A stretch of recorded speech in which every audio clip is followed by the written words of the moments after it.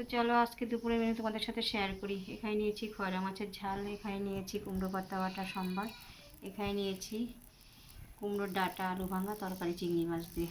তো চলো, এই খয়রা মাছটা কিন্তু আমি একটু নুন হলুদ দিয়ে হালকা ভেজে নিয়েছি।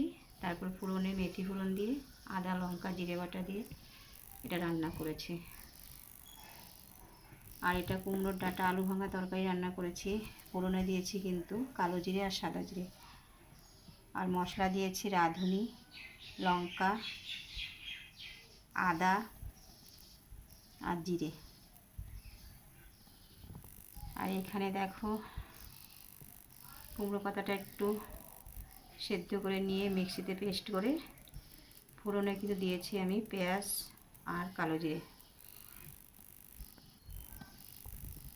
তো আমার ঘরোয়া রান্নাগুলো যদি তোমাদের ভালো লাগে অবশ্যই লাইক কমেন্ট যেটা করতে হয় ফলো। বাই।